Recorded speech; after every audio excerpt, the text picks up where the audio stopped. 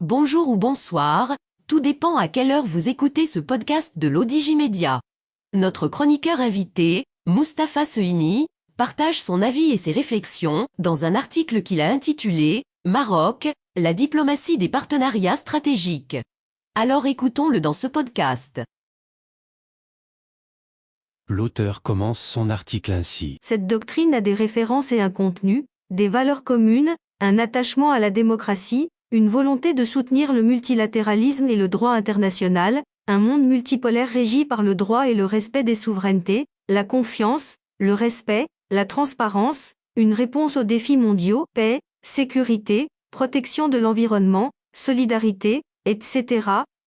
Par touches successives depuis des années, le Maroc a réarticulé sa politique étrangère. Un regard rétrospectif aide à appréhender l'évolution intervenue. Le premier temps, au lendemain de l'indépendance et surtout dès le début des années 60, a été celui d'une orientation pro-occidentale dans la bipolarité de la guerre froide entre l'Est et l'Ouest, ce que le roi Hassan II avait résumé en ces termes: « Nous sommes du côté de l'Occident, un club, face à un clan ». Dans un tel contexte, la question nationale des provinces méridionales ne pouvait qu'illustrer cette altérité géostratégique dès le milieu des années 70 avec l'arrêt de la Cour internationale de justice, en date du 16 octobre 1975, le Sahara occidental n'était pas terra nullius, et des liens d'allégeance établis entre les tribus sahraouis et les sultans de l'Empire chérifien. 10 jours plus tard, le défunt souverain lançait l'historique Marche verte, une épopée. Le Maroc parachevait pratiquement son intégrité territoriale. Cette cause était insérée alors dans un autre registre, celui de la globalisation et de la guerre froide. Avec la chute du mur de Berlin, le 8 novembre 1989, les termes de référence de cette séquence ont changé. Et la cause nationale retrouvait sa véritable nature et sa dimension.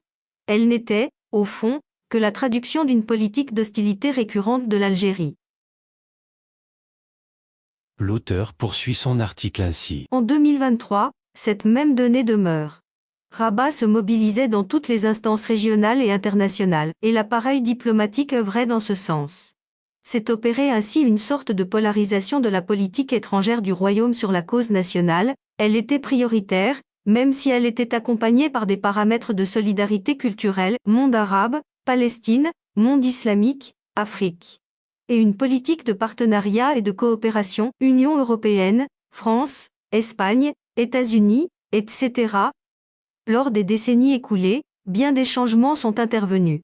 Ils sont nombreux et importants: un projet de société démocratique et moderniste, des chantiers de réforme et de grands travaux d'infrastructure, ainsi qu'un reploiement de la diplomatie vers de nouvelles latitudes continentales, asiatiques, latino-américaines.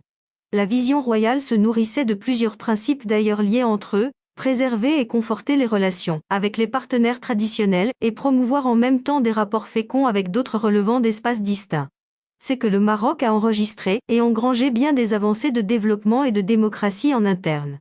Il est aussi devenu une puissance dans la région et sur le continent, et tous ces acquis étaient servis et valorisés par le leadership personnel, moral et politique de Sa Majesté le Roi.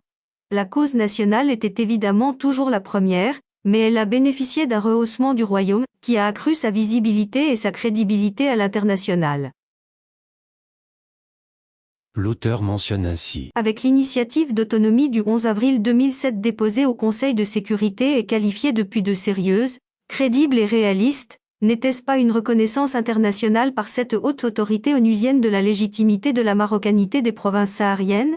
Avec les paramètres de négociation définis depuis, n'est-ce pas un processus de règlement sous l'égide des Nations Unies, qui est devenu incontournable, alors que l'Algérie et le mouvement séparatiste s'y opposent depuis octobre 2020?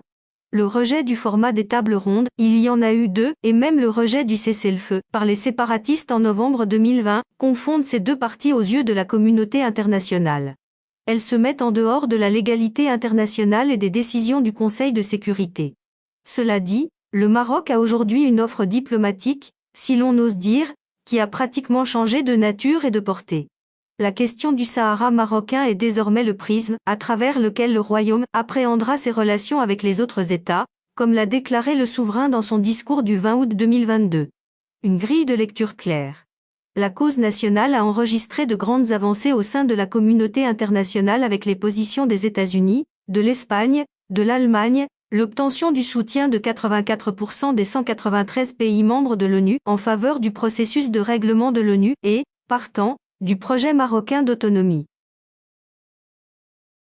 L'auteur continue son article ainsi. Enfin, la nouvelle vision de la politique étrangère. De quoi s'agit-il ? Du fait que le Maroc se distingue par une forte valeur ajoutée à propos de grands défis continentaux et internationaux, changement climatique, énergie renouvelable, hydrogène vert, régulation de l'immigration, lutte antiterroriste, sécurité, islam tolérant et modéré, coopération sud-sud, etc.